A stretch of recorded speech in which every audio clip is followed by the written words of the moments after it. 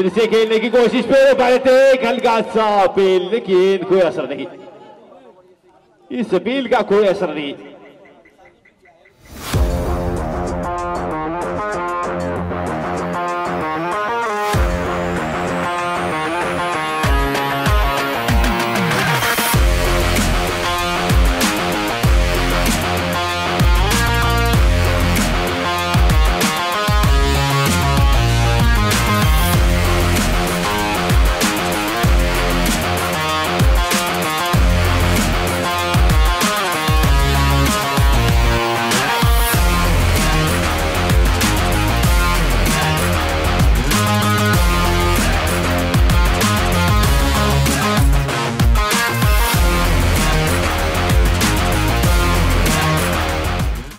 ক্রিয়াজেন শান্তিৰ প্ৰাংগণ তাৰ বাবে নলবাৰী জিলা প্ৰাথমিক শিক্ষা বিভাগৰ উদ্যোগত আজি অনুষ্ঠিত হৈছে ক্ৰিকেট প্ৰতিযোগিতা।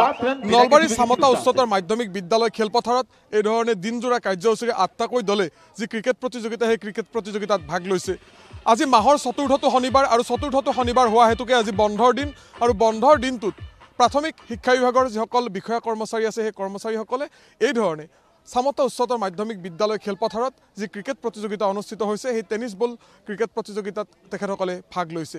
দৃশ্যখিনি দেখুৱাম, কিছু কথা পাতিম। শিক্ষা বিভাগৰ বিষয়া কৰ্মচাৰীসকলে এই ধৰণে 8টাকৈ দল যিহেতু এই ক্ৰিকেট প্ৰতিযোগিতাত অংশ লৈছে আৰু তেখেতসকলে পুৱাৰে পৰা এই যি প্ৰতিযোগিতা সেই প্ৰতিযোগিতাৰ কেইবাখনো মেচত ইতিমধ্যে ভাগ লৈছে।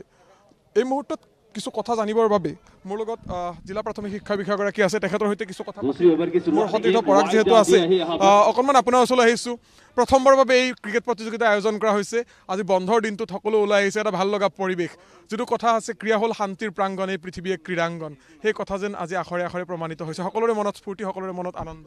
হয়, আচলতে আমি প্ৰথমবাৰৰ কাৰণে প্ৰাথমিক শিক্ষা বিভাগ নলবাৰীৰ তৰফৰ পৰা এই টুৰ্ণামেণ্টটো আয়োজন কৰা হৈছে আৰু আচলতে মই জনাবলৈ পাই খুবেই সুখী। আমাৰ যিটো আহ্বান আছিলে, ইয়াত প্ৰথমতে আমি ভাবিছিলোঁ যে 4টা ব্লকৰ পৰা 4টা টিমেই হ'ব, কিন্তু ফাইনেলি দেখা গ'ল যে তাৰ ডাবল হ'ল। 8টা টিমে ইয়াত এই টুৰ্ণামেণ্টত পাৰ্টিচিপেট কৰিছে আৰু ইয়ে সূচাই আচলতে খেলি ভাল পোৱা মানুহ আমাৰ সমাজত, আমাৰ ডিপাৰ্টমেণ্টত বহুত আছে।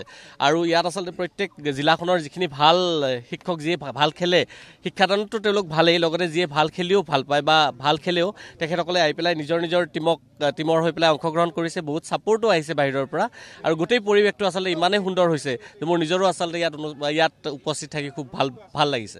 কি কি পুৰস্কাৰৰ ব্যৱস্থা থাকিব বিজয়ী দলটো? ইয়াত চেম্পিয়নছ ট্ৰফি আপোনালোকে দেখিছে, ইয়াত ডাঙৰ ট্ৰফি আছে, champions trophy, runners up trophy, man of the matches, final মেটছৰ কাৰণে থাকিব। তাৰপিছত বেষ্ট বেটছমেন আৰু বেষ্ট বলাৰৰ কাৰণে প্ৰাইজ ৰখা হৈছে।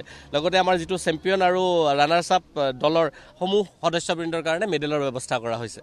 নিশ্চয়কৈ ধন্যবাদ জনাইছোঁ। এই ধৰণে দেখিবলৈ পোৱা গৈছে চামতা উচ্চতৰ মাধ্যমিক বিদ্যালয় খেলপথাৰত অনুষ্ঠিত হোৱা এই যি ক্ৰিকেট প্ৰতিযোগিতা, এই ক্ৰিকেট প্ৰতিযোগিতাত অতি আকৰ্ষণীয় হৈ পৰিছে, কাৰণ 8টাকৈ দলে এই প্ৰতিযোগিতাত অংশ লৈছে। এই মুহূৰ্তত যিহেতু ধাৰাভাষ্যকাৰগৰাকী যথেষ্ট আকৰ্ষণীয় হৈ পৰিছে, অকণমান তেখেতৰ লগত কথা পাতিম। তেখেতে যথেষ্ট আকৰ্ষণীয়ভাৱে এই খেলখন আগবঢ়াই নিছে। সুন্দৰকৈ আপুনি ধাৰাভাষ্য প্ৰদান কৰি এই খেলখন আগবঢ়াই নিছে, কেনেকুৱা লাগিছে? খুব ভাল লাগিছে। এনেকুৱা এটা এৰেঞ্জমেণ্ট কৰিছে আজি ইয়াত, খুবেই ভাল লাগিছে।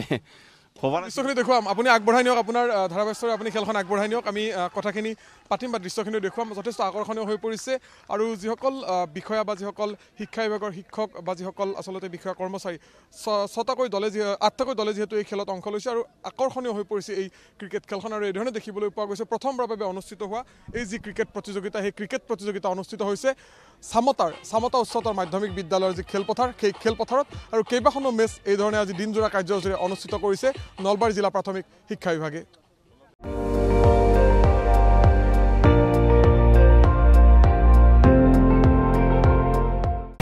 আপুনি চাই আছে ND24, সৰ্বশ্ৰেষ্ঠ নহয়, সৰ্বোত্তমৰ দৌৰত।